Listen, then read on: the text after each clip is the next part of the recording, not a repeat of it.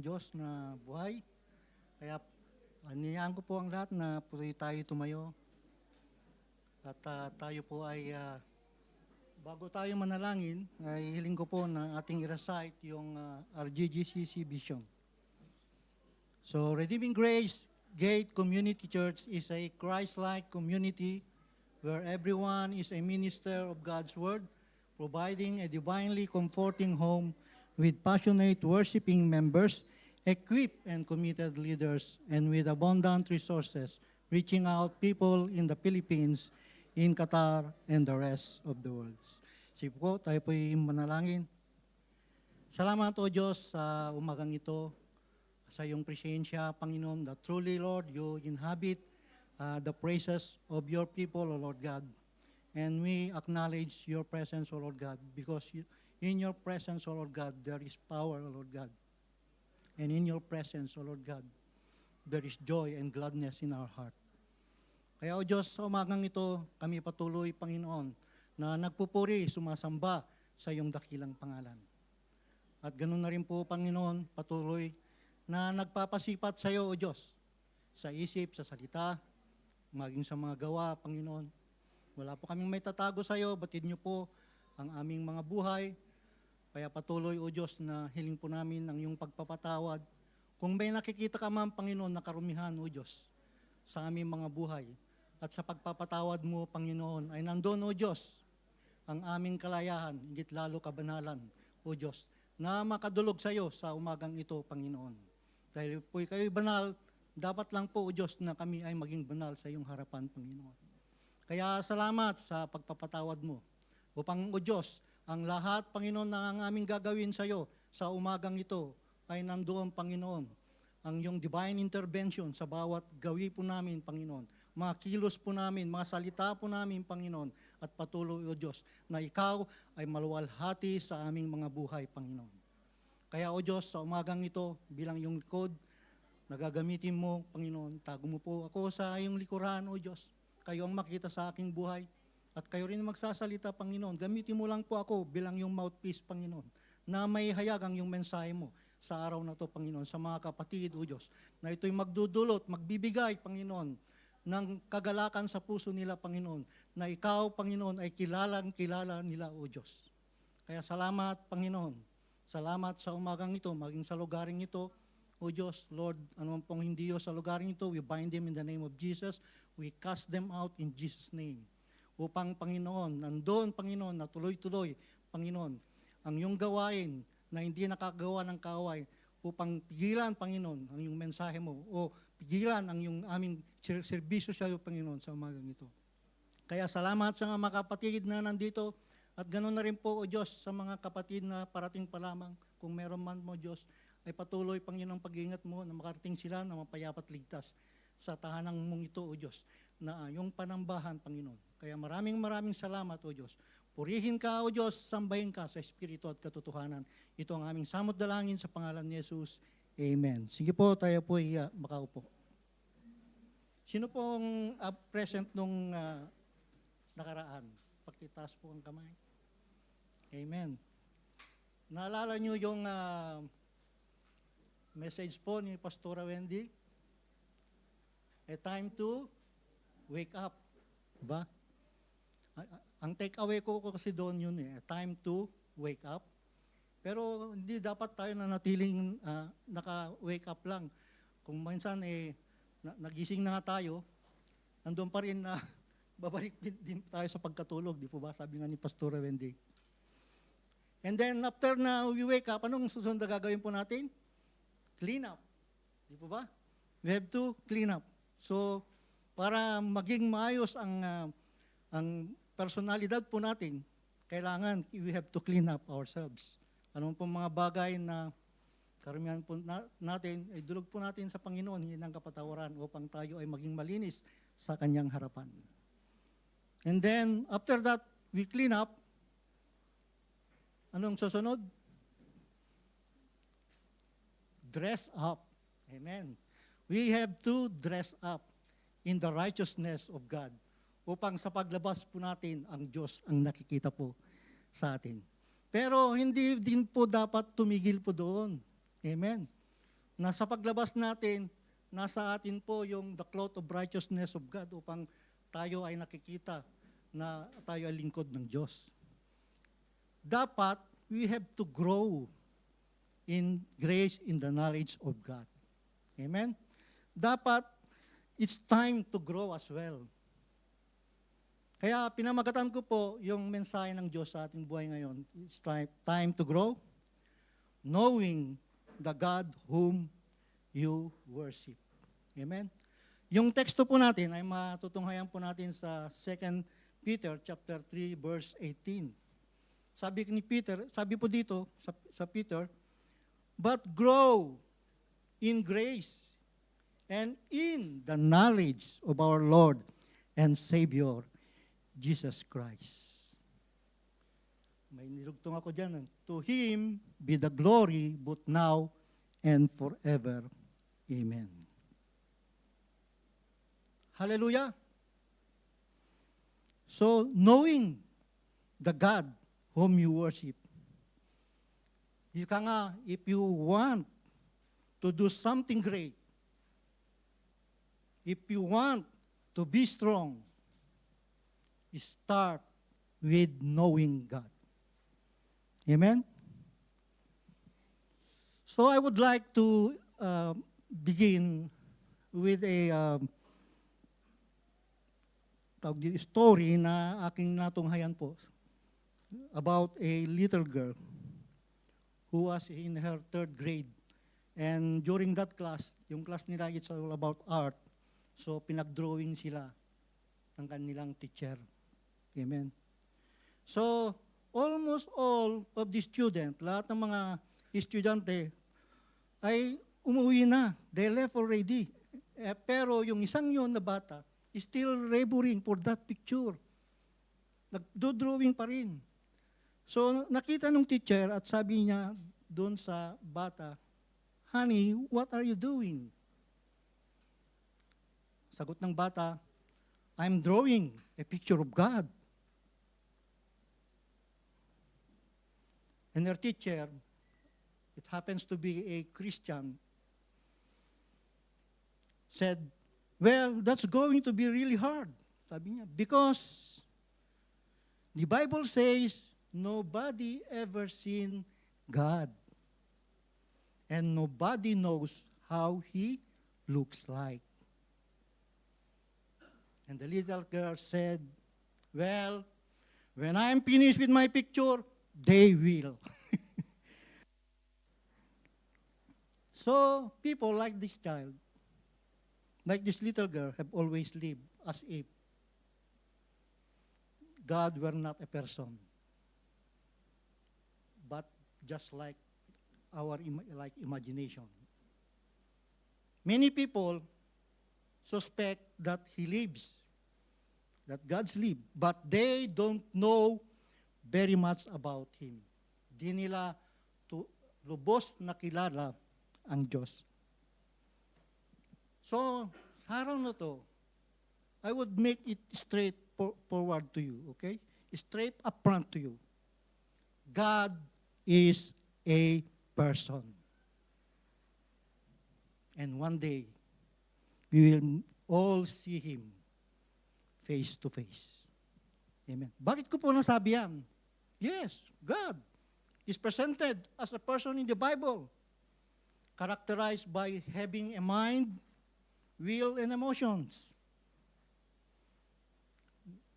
Verses like in Isaiah 55, verse 8 and 9. My thoughts are not your thoughts. And even in Zephaniah, chapter 3, verse 17, He will rejoice over you with gladness. Illustrates this personal nature, showing that God thinks, plans, and have emotions. The Bible describes God as a personal, relational being who can be known. So, as we start or begin the sermon today, I just want you to know that there's nothing is really more important in our lives or mine right now than knowing the God whom we worship. So let me ask you a question this morning. When you think of God, kung you are thinking about God, what do you think of God? Alam niyo mga kapatid, when we think about God, is very important.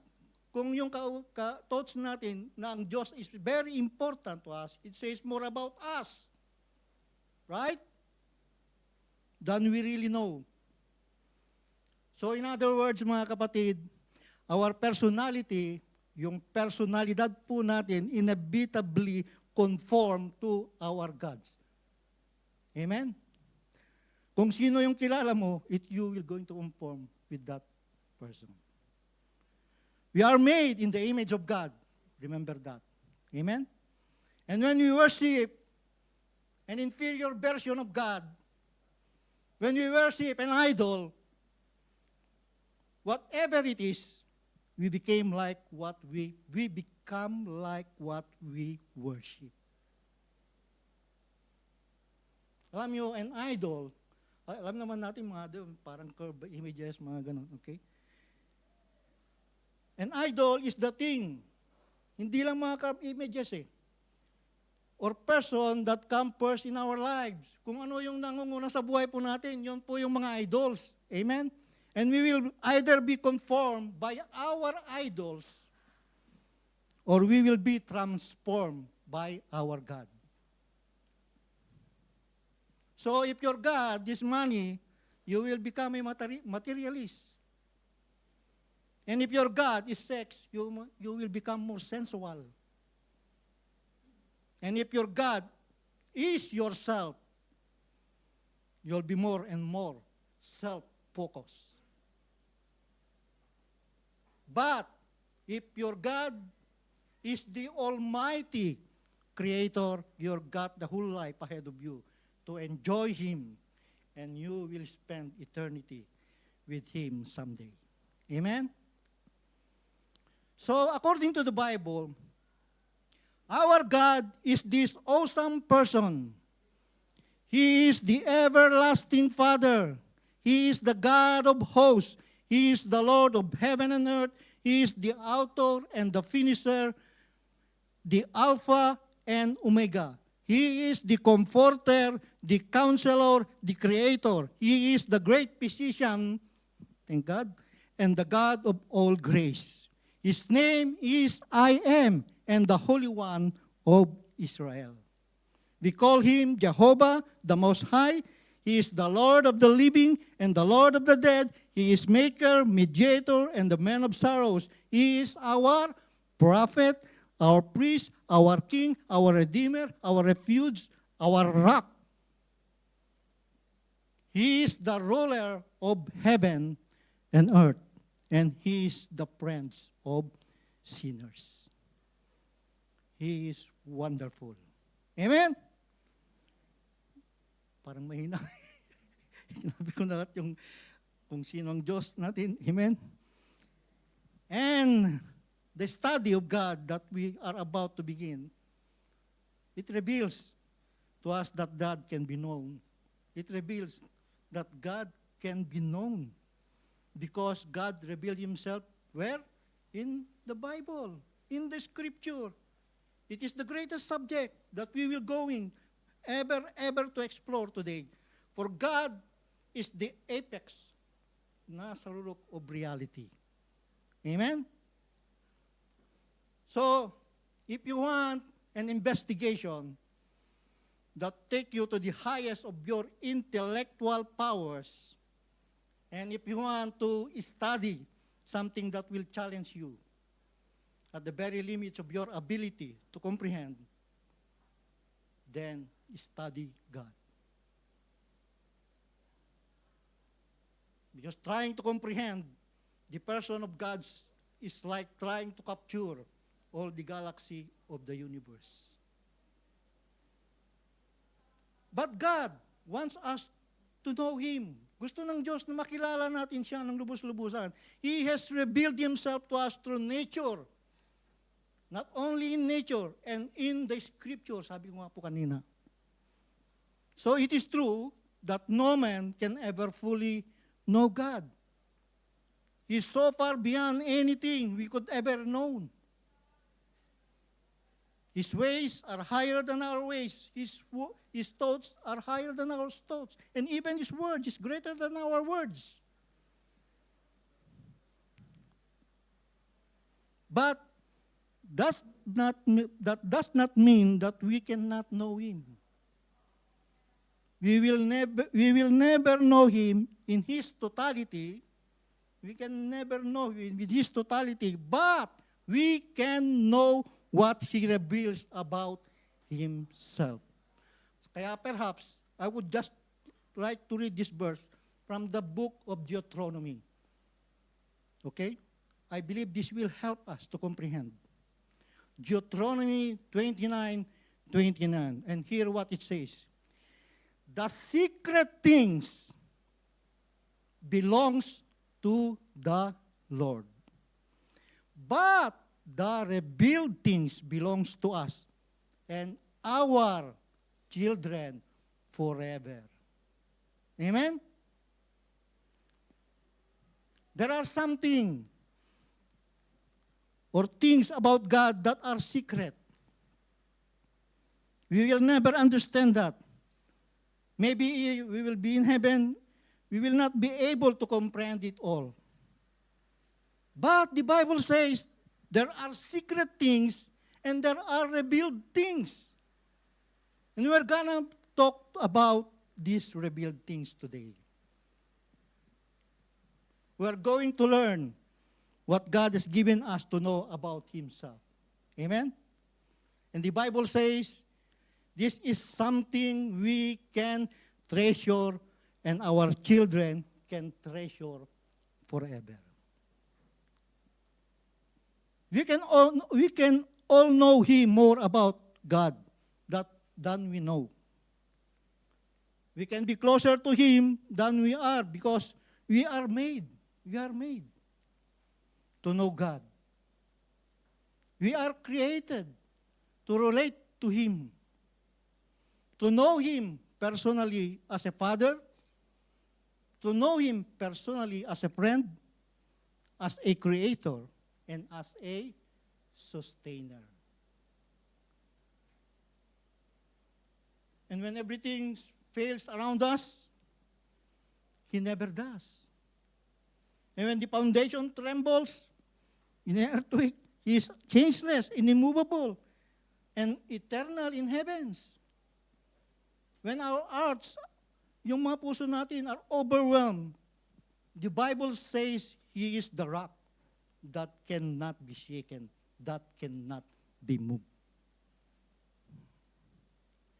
So, the Apostle Peter, when nearing the end of his time on this earth, he wrote his last very letter, and he wrote his last words, and he gave this instruction to us. That's our text, 2 Peter chapter 3, verse 18. But grow in grace and in the knowledge of our Lord and Savior, Jesus Christ. Peter said, make it your goal. Make it your goal to grow in your knowledge of the Lord God. Amen? It must be your goal. So I want to begin by giving you some reason kung bakit, why we should be concerned about knowing God. And maybe along the way, perhaps, some things we learn from the Scripture that could help us to do that. Amen? Unang-una po, first of all, it's important to know that knowing God is a high priority. King David is the poster child for all this. What he says in Psalms 27:4, he said, one thing I have desired of the Lord, that I seek, that will I seek, that I may dwell in the house of the Lord all the days of my life, and behold the beauty of the Lord, and to inquire in His temple. So kay Haring David, sabi niya, knowing God was his ultimate priority. That is his ultimate priority. It was his one thing, sabi nga niya dyan, one thing I have desire. He wanted to behold the Lord, to grow in his knowledge of God and to learn more about Him all the days of his life. So growing in the knowledge of God means we are learning more about Him, which is the greatest intellectual pursuit of a human mind. Yung subject of God, it's encompassing, saklaw lahat. As we're already mentioned. But knowing about Him is only part of it. Take note, knowing about Him is only part of it. But knowing Him personally is the ultimate goal. Amen? What it says in Psalm 103, know the Lord that He is God, that He has made us and not we ourselves. Kaya aking masasabi mga kapatid, mainit. Nakaitim na mainit. If evolution is true, yung evolution nga, if evolution is true, if we are just evolved from, parang yung kabuti na tumubo lang, andyan ka na. Yung sabi po kasi dito, from primordial sludge through random mutation caused by improbable biological accident. Ganun ba tayo? I don't think so. Then if that's the case, we are as good as dead. But, sandaan po natin, we have a eternal Creator who made us in His image. Amen? Nothing could be more important than learning all we can about Him. Yun po, importante. In whose image we have been created. Because if we learn about God, we learn about ourselves.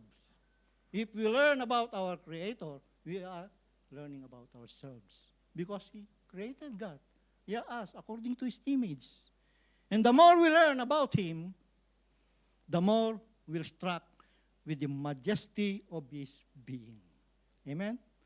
Our priority is not just about just knowing about God.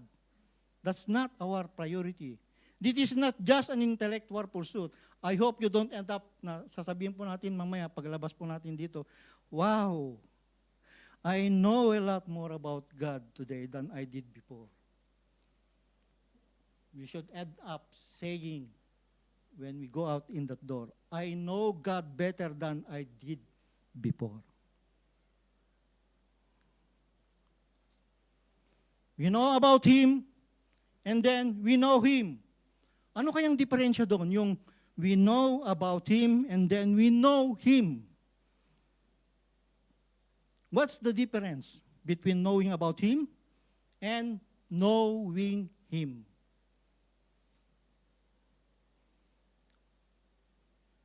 Well, yung kaisipan po natin, yung the thoughts that God is present everywhere is an attribute of God. We call it His omnipresence.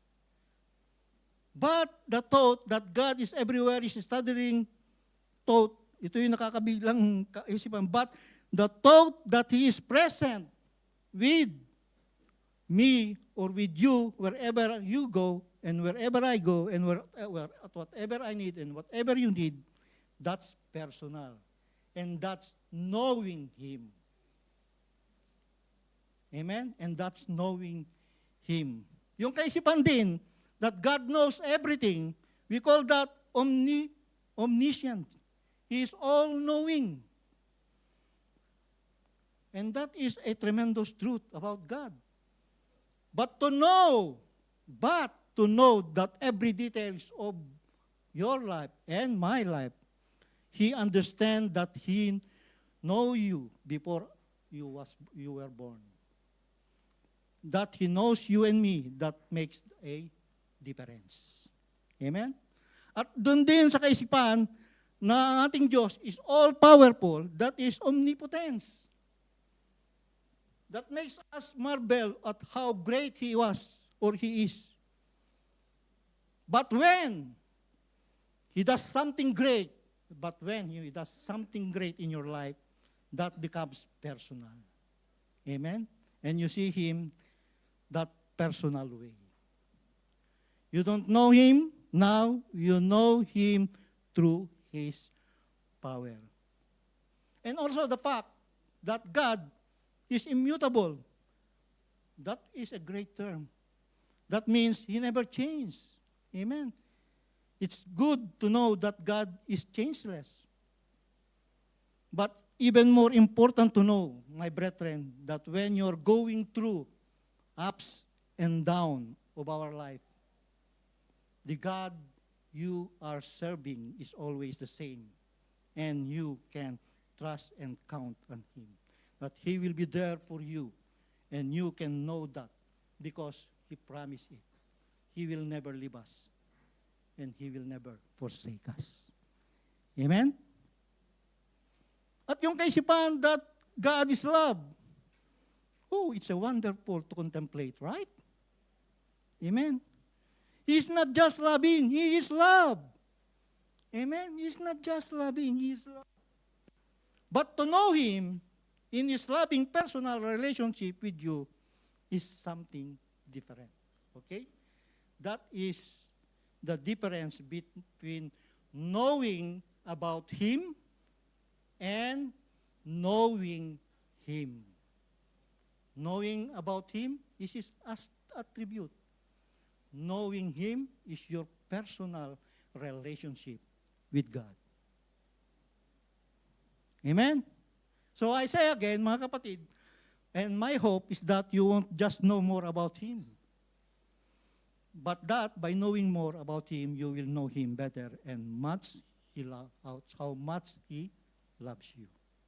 Amen? So the Apostle Paul was like David of the Old Testament. He read this letter. You discovered it maybe pretty quickly right now. When he wrote the Philippians, he said in Philippians chapter 3, verse 8, I count it all things lost for the excellency of the knowledge of Jesus Christ, my Lord. Sabi ni Paul, everything else is totally unimportant to me. Compare to my desire to know the Lord. Alam ko po, this is a high and like a holy territory. And I confess, my feeling right now is very intimidated about this. Because just imagine, with the topic, knowing God better and better or more. But if God says we can know Him, kung sabi ng Diyos we can know Him, we can know Him. Di po ba? And if God says that His Word, He will help us learn how to know Him, we will do indeed, right? So gawin po natin, alisin po natin yung pagka-theologically sa pagko-complicate para makuha po natin ang ibig sabihin nito. Don't make it this so theological or so complete or so complicated that we don't get it, okay? Getting to know God is really not much different than getting to know another person. Amen? I mean, there are billions of people here on earth, most of whom you and I will never meet. Tama? Billions will never meet. Of those we do meet, yung mga nami-meet po natin, kagaya ngayon dito po, we will only know most of them casually or in passing, okay? But from time to time, yung presensya nyo, from time to time, we meet someone with whom we develop a friendship. Amen? And by spending time together with them, we talk them, and we listen to them, and we learn about their stories, and they learn about ours also. And we became better acquainted, and we do so by spending time together with them. Our relationship grows. Our knowledge of the other person deepens in our mutual love and concern to them. These people, amen, that we meet become our friends. Not only friends, they become our dearest, best, and closest friends. It's the same thing, getting to know God is the same. We meet Him through Jesus Christ, who by His death, resurrection, and ascension has given us access into His presence. We get to know Him better by spending time with Him. Amen? If you spend time with Him in prayers, in devotion, in meditation, and reading His Word, ano kaya ang mangyayari? Lalo kang mapapalapit sa Kanya. Di po ba? We talk to God every day.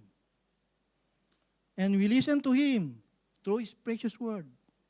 Kaya mga kapatid, let us face it. Amen?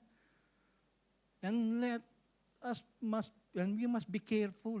We must be careful. We become trained Christian. Alam niyo po yung trained Christian? People who have learned to do things others expect of us outwardly. Kaya nga, but while maintaining, yung minemaintain po natin, all these outward tradition that are part of being a Christian, we were not careful. If we were not careful, our hearts turn cold toward God, and they will starve out. May isang illustration po sa Revelation. Amen? In Revelation, in the book of Revelation, when the letter is written to the church of Ephesus. The church of Ephesus in that book was a great church. It was a great church. All of the description of it are dynamic, a very dynamic church, a very thrilling church. It was a growing past church that made a difference in that community. It had only one problem. And that is, it has lost its first love. First love for God.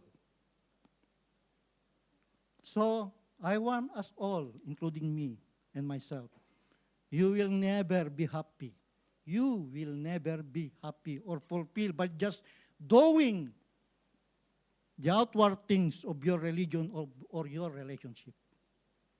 It's all about what is in the core.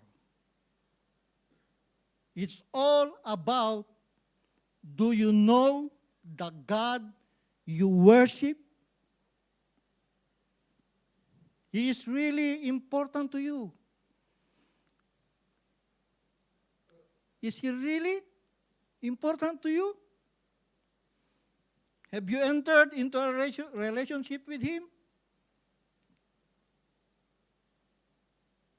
Ito po yun, the principle that we cannot afford to forget. Don't forget this one.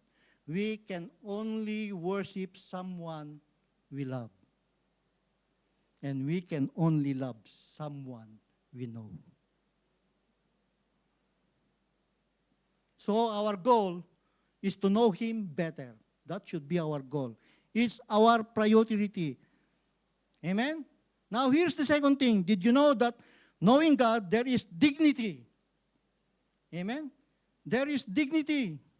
And here's in this The verse in the scripture from the famous book written by Jeremiah, a dynamic prophet. Jeremiah chapter 9, 22 to 24. And listen to the words from the scripture. Let not the wise man glory in his wisdom. Let not the mighty man glory in his might. Not let the rich man glory in his riches, but let him who glories glory in this, that he understands and knows me, that I am the Lord, exercising loving kindness and judgments and righteousness in the earth. For in this I delight, says the Lord. So what that means? It means that God is not interested how much money in your pocket, in your bank account. And we should never glory about that. That God is not interested in how powerful you are.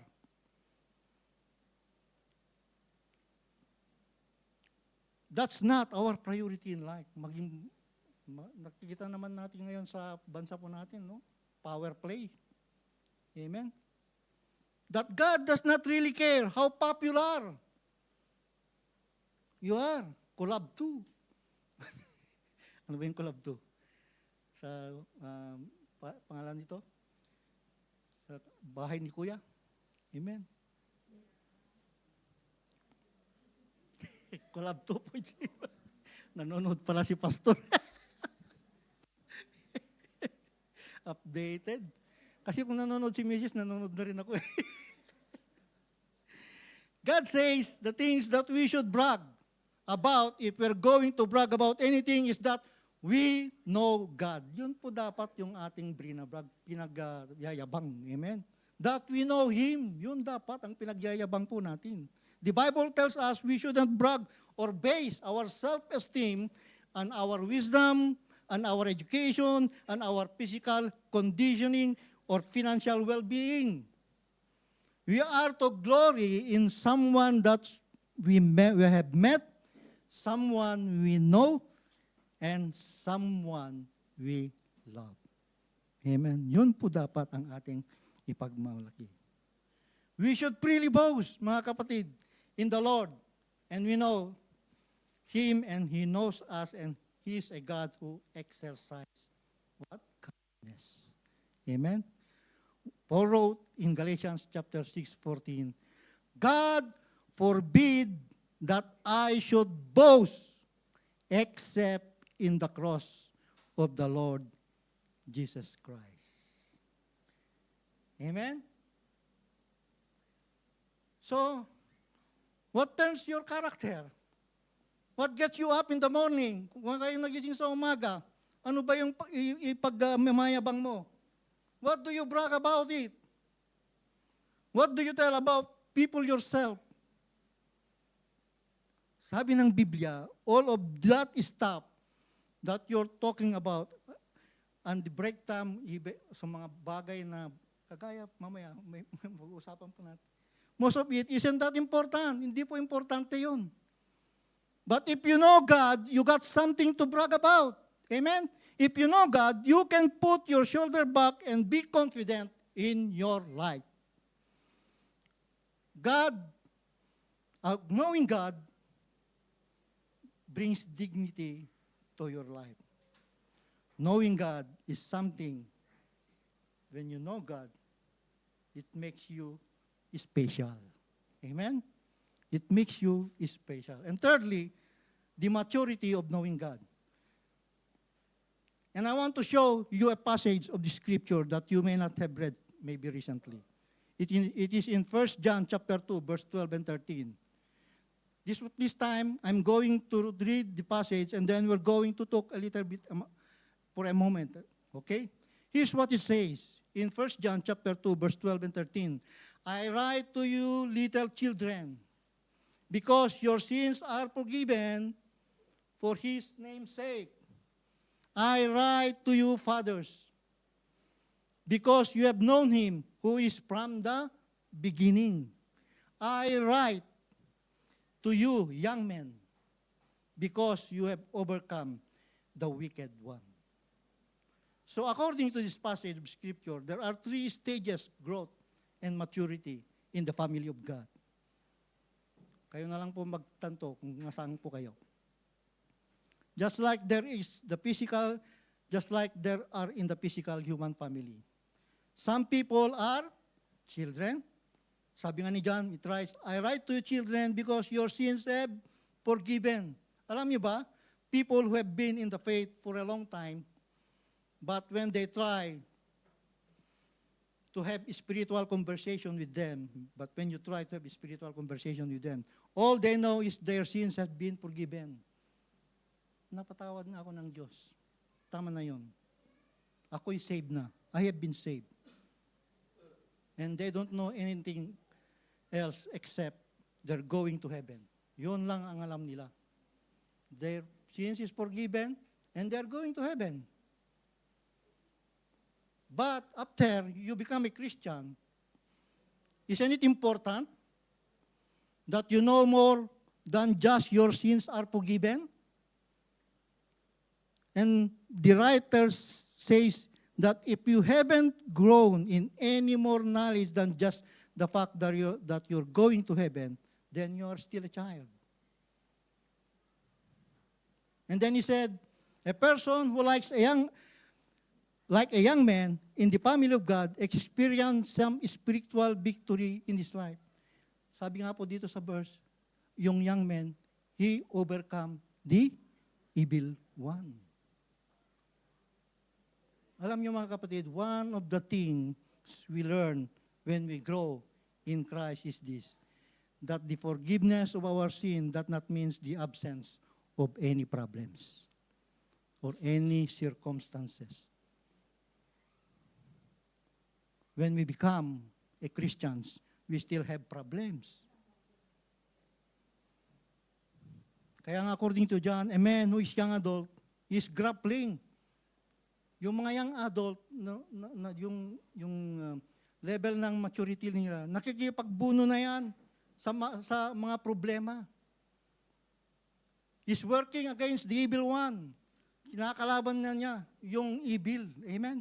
He's probably won some victories. And maybe he failed sometimes. He's built some of his spiritual muscles. Yung young man, he's exercising and making a spiritual muscle as up. So now, he gained a certain level of maturity. And that tells him when the enemy comes, sabi niya sa kabakaway, I got something to throw in your face. Can you do that? When you have problem? No, this is not from God. This, I will go into fight for it.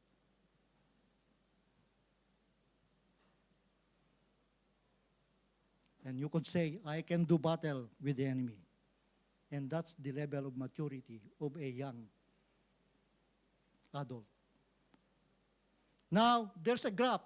Tandaan po natin, there's a gap between being a child and being a young adult. Pero, mas malaki yung gap, yung pagiging young adult to a father. Amen?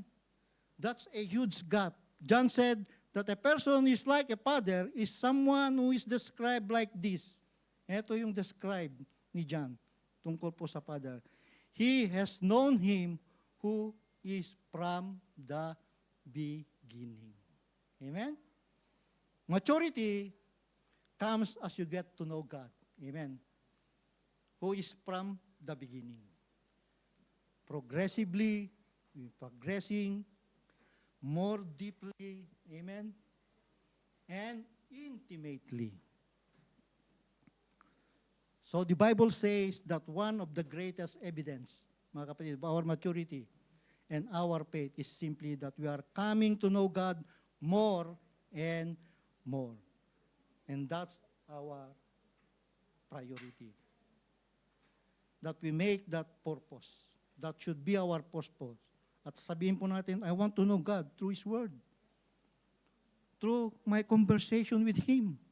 Through my opportunity to serve Him. To know God and to grow in Him. So that's the maturity of knowing God. But here's one of my favorite, the fourth one. the authority, amen, of knowing God. Amen? Knowing God gives us sense of authority in our lives. Bakit ko nasabi po yon? Amen?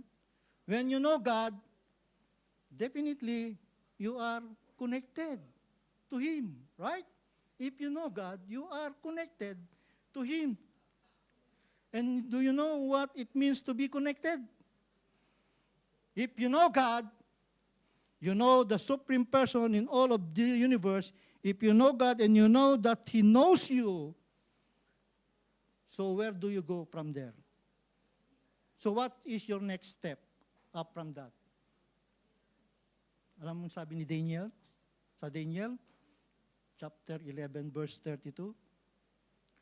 The people that know their God, this must be your memory verse, okay? The people that know their God, what is the promise? Shall be strong and do exploit. What exploits mean? He will do great. Great. So when you read the Bible, you see all these heroes.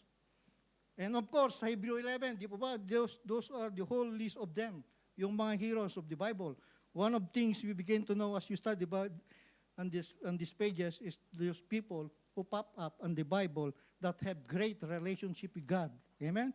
They have incredible relationship with God. But just we think on Daniel, okay? For a moment, let's think about Daniel. Think about him. In case your question the validity of what Daniel wrote, all you have to do to cure yung problema mo, to validity, is to read how he stood up. How he stood up in his life. How he stood up ni Daniel against the king, dietary requirements. Amen? Gusto pa kainin ng mga karne, ayaw niya, gusto niya, gulay lang. Amen? Because alam niya, it will violate his faith. It will violate the relationship with God. So, he refused to obey the prohibition against prayer also. Continue to pray 3 times every day. He continued to pray 3 times every day. Why niya ginagawa yon? That was how he had relationship with God. And we read how he walked with his God through a pagan environment. Kasi nandun po sila sa, ano ba yung kanta ni Nebuchadnezzar? Nebuchadnezzar? Amen?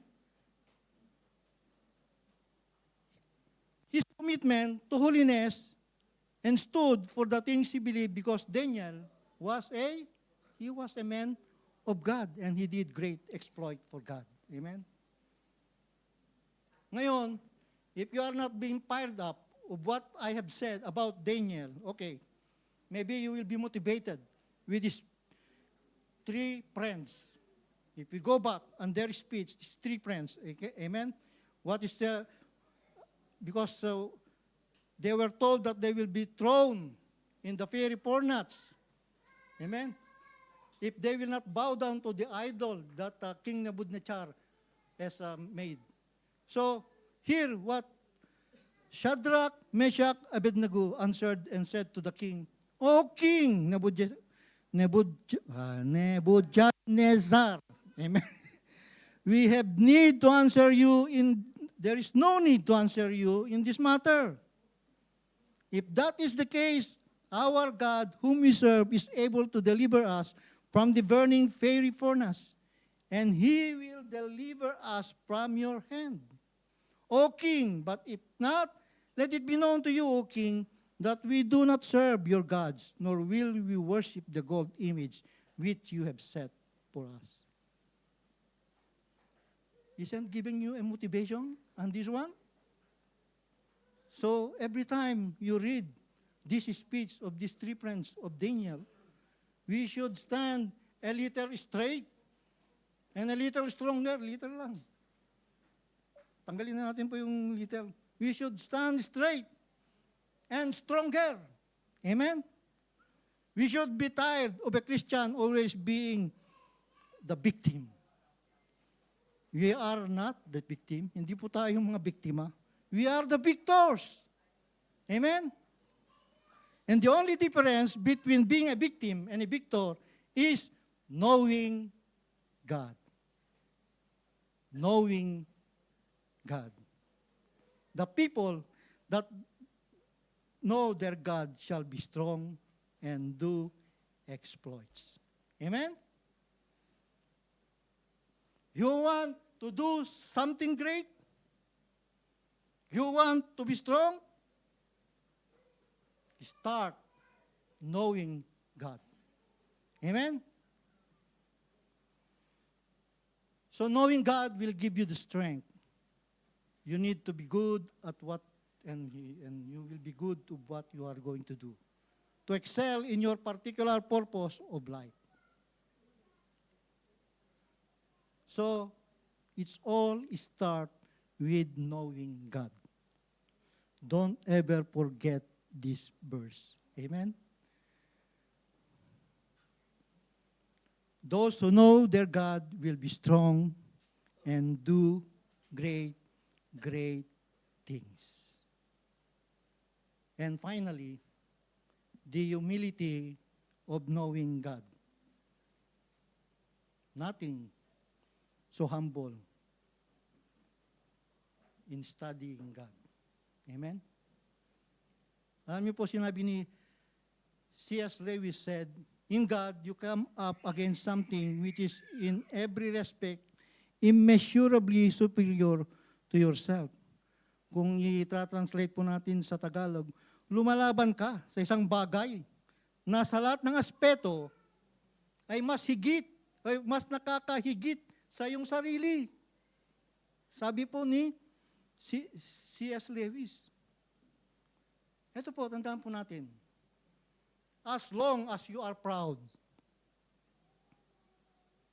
you are looking down on things. You are looking down on people. And of course, as long as you're looking down, you cannot look up. If you are looking down, you can look up? No. And see who is above. Dahil kung naka-look down ka lang, you cannot see what is above. That is a great statement of C.S. Lewis. You can always be looking down on people if you want to know God. You cannot always be looking down on people if you want to know God. Pride will keep you from knowing God, just like Satan. Your own pride says, I don't need God. Why should I study God? I have everything I need. When you're always looking down, you cannot look up. Alam nyo, lagi kong naisip, one of the things that may happens to you when you get really sick. Amen? Buti na lang, kamay lang yung sakit. Pero yung nasa bed ka, amen? You go to the hospital, they will send you, your family will send you to the hospital, they will put you in the bed, and sometimes, i-strap ka pa sa bed. And the only thing that you can do is to look up. Right? Kaya mabuti pa, naka-look up ka lang. And that's the best thing you can do when you're in the hospital. Amen? Is look up because that is where the answer is. Amen? Hallelujah. So we don't have much time. I will cut it off. Let's come to our conclusion. Now I started with a story. I will close with a story. Samuel Clemens, American author and humorist, had been a riverboat pilot. Riverboat pilot, di ba yung Mississippi, parang swamp yun, no? Mm-hmm. For many years. But this guy had made himself famous, amen? Because he's an author, American author, and he writes a lot of stories. And he chose his pen name. Kasi ang totoong pangalan niya is Samuel Clemens. And he chose his pen name from a phrase, Mark Twain. Siguro naririnig niyo na yan, di ba? Si Mark Twain. This praise is a riverman's praise for water that is 12 feet deep. That's where he got his pen name, okay? Mark Twain. In short, while after he became famous, he was traveling. Nung naging famous na siya, nakilala na siya all over the world, he was traveling all around in Europe. At dala-dala niya yung kanyang little girl, amen, wherever he go. Kasama niya. Just the two of them. Everywhere they went, nandun yung mga royalty, pumupunta sila sa mga well-known artists, scientists, and all these people honored Mark Twain. Amen. So, towards the end of their travels, the writer's little girl one day said to his father, "Papa, you know everybody but God, don't you?" Kilala ka lahat ng tao pero hindi mo kilala ang Diyos. The Bible says in John chapter 17 verse 3. And one more sa panggon po. Dapat ito may reverse natin. And this is what it says? And this is eternal life, that they may know you, the only true God, and Jesus Christ, whom you have sent me. So, my brethren, let's don't go through life. Our relationship with everybody are sweet, but our relationship with God is almost non-existent.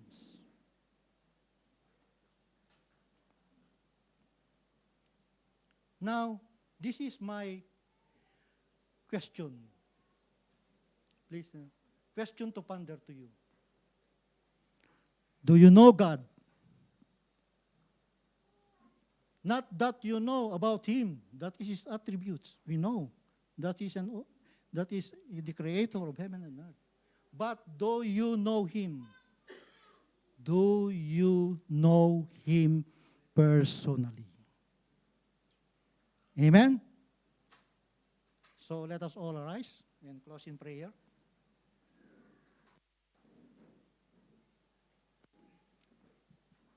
We thank you, Lord, for this wonderful day, for the message that you have brought in our heart, O Lord God.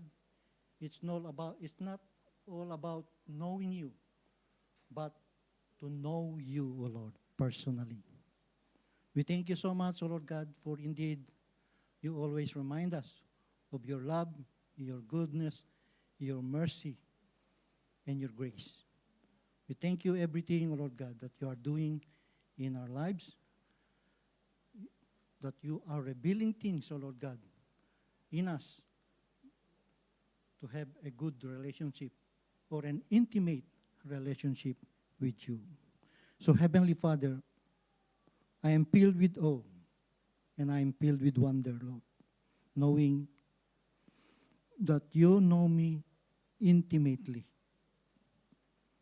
So, Lord, we desire a greater knowledge of you, who you are. A deeper understanding, O Lord God, of your holy character, and a closer relationship with you. So, Lord, we ask to reveal yourself to us today as we seek your face with all our heart. Help us, Lord, to know how much you love and show mercy and grace. Guide our step and draw, O Lord God, our hearts closer to you, so that we can hear your voice and response to your call. This is my prayer In Jesus' name, amen.